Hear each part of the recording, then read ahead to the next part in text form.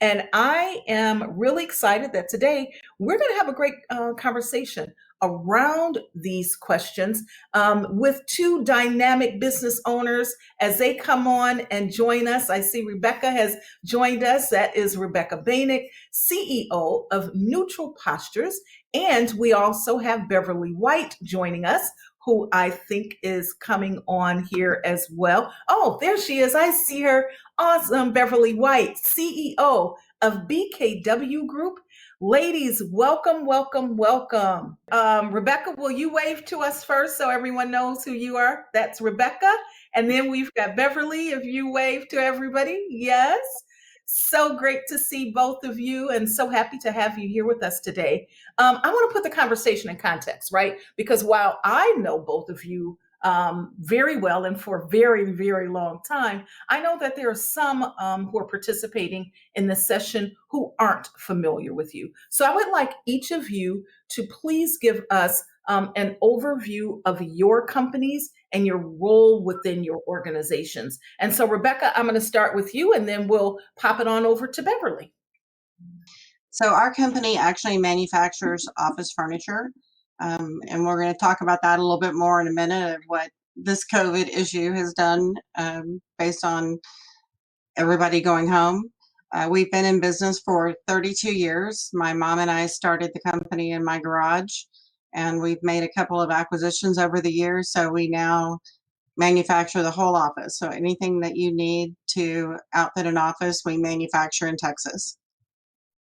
That is awesome. And I might say that my chair that you can see behind me, that pink chair that's coming out, that is also a very great ergonomic chair that I was fitted for from Rebecca. And I will be honest and tell you, it has been a game changer for me with the comfort for me as I work. Not just when I was in the office, but certainly when I came home to my home office as well, and making certain that I have the proper posture, I have the proper distance from my desk. It has really been a game changer. So I thank you very much. And of course, you know I bleed pink as a breast cancer survivor. So I thank you for that pop of color for me too.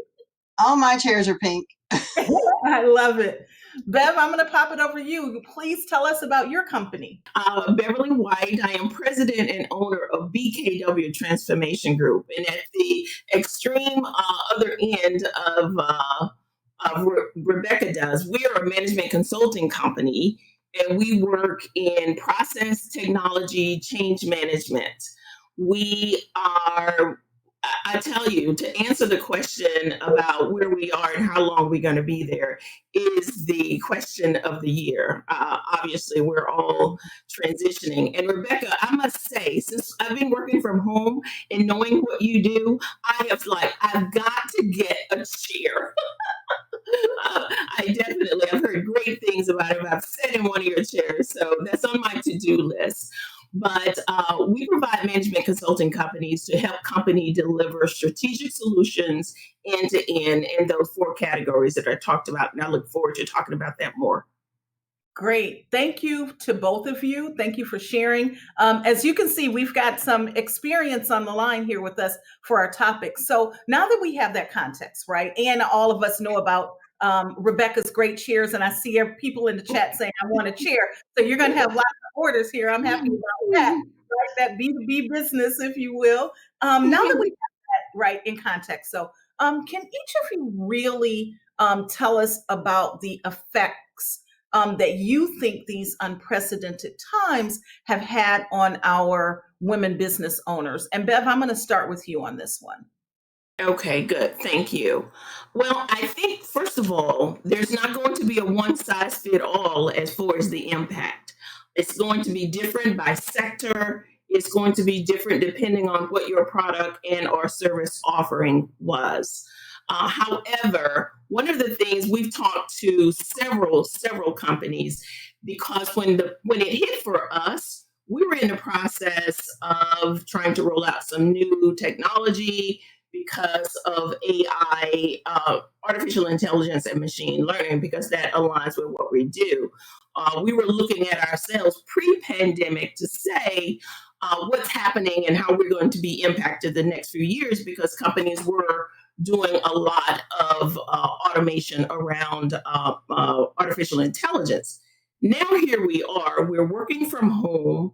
And as business owners, definitely us as women business owners, we are trying to figure out how do we fit into the new normal. And a lot of phrases you're going to hear us say are repetitive. They sound like a cliche, but they're not, because we are in a new normal and we don't know what we don't know in a lot of situations. But the impact is how will technology and working from home impact us? There are some companies, as we all know, that won't be back in their office until no sooner than June, if we're lucky, and potentially the end of next year. And we pride ourselves in being in front of our clients, talking about the capabilities that we offer. But now we're dependent on mediums as we are now and Zoom, and we're looking each other in the eye, but it's virtual and it's different. So one of the things I would say the impact is adapting to that new normal.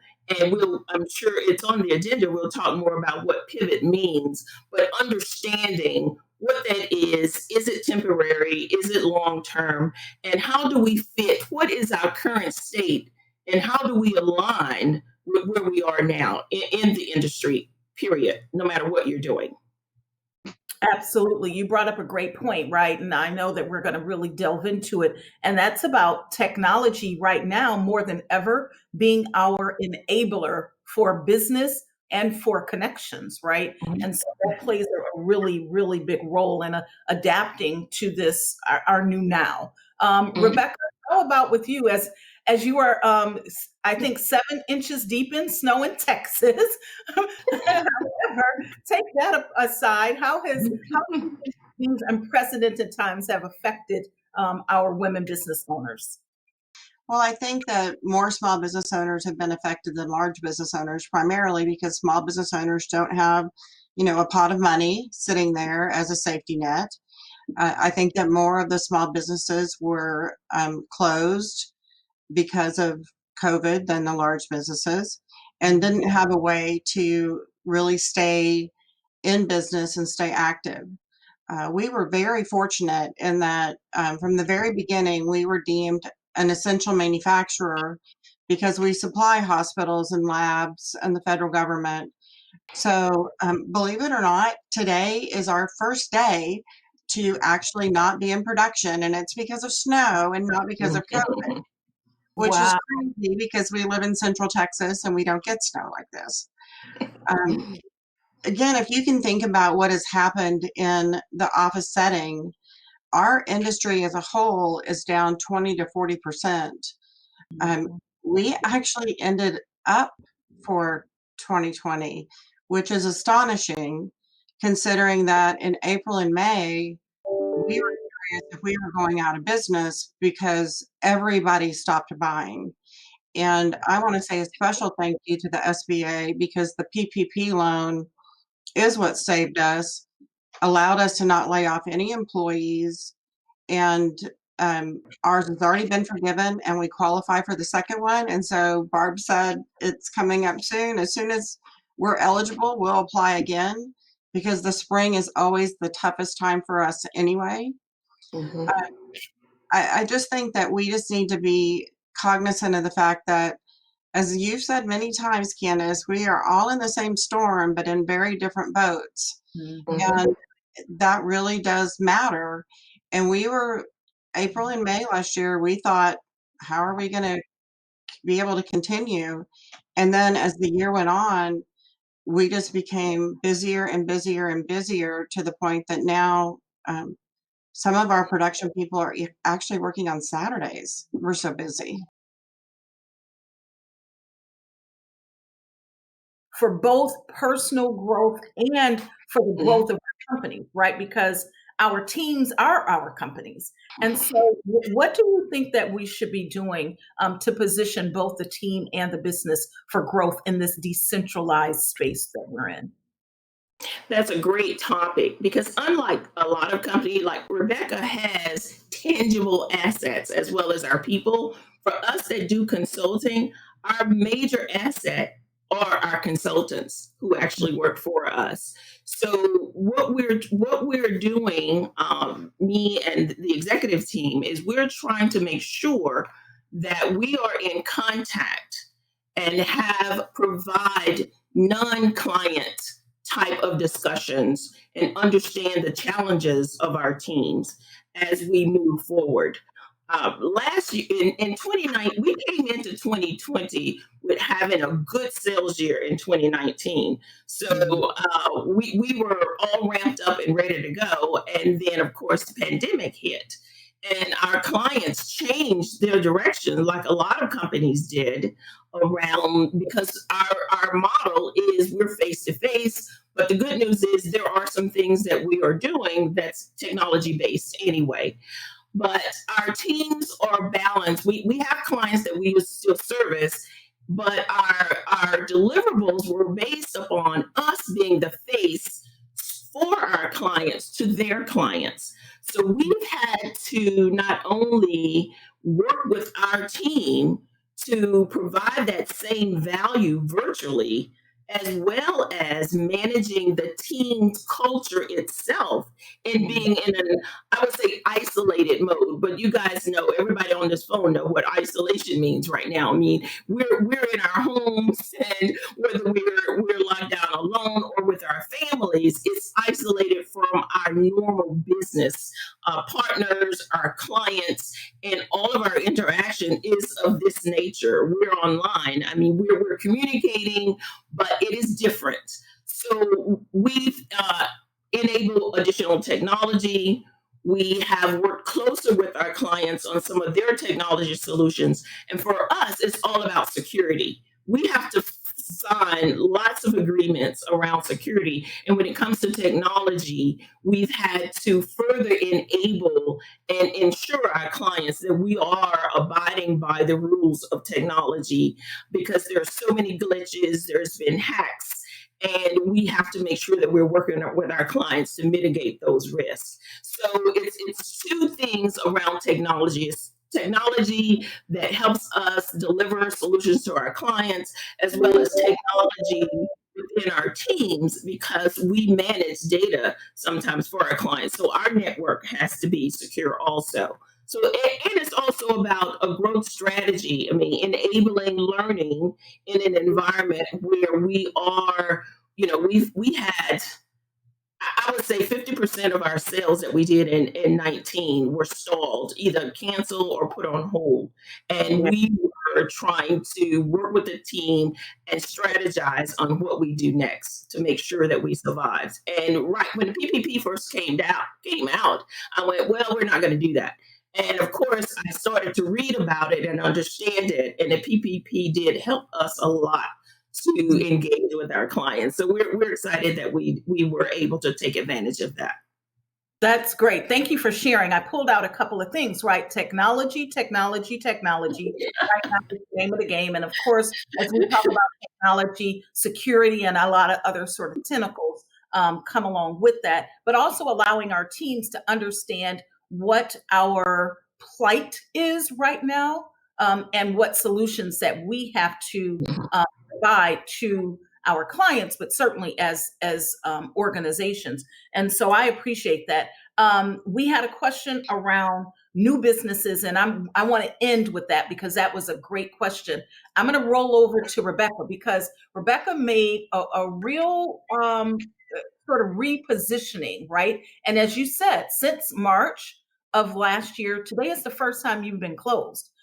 You have done some very different things. And so, can you talk about to us, do you think the pivot that you made in 2020, is that going to be permanent for you for this new year?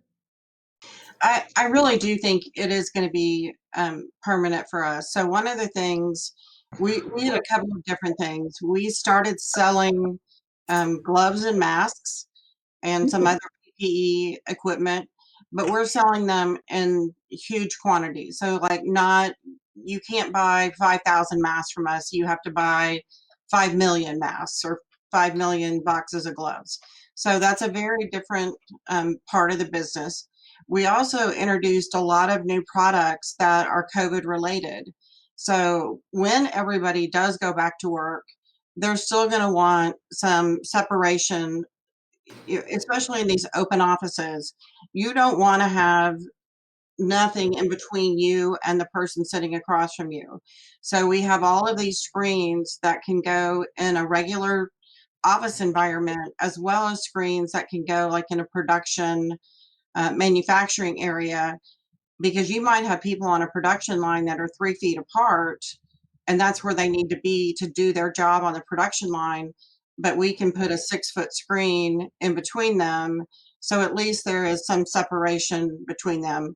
And you've probably seen that more like on football, like they're trying to separate the commentators on football with these plexiglass screens. So that was one thing.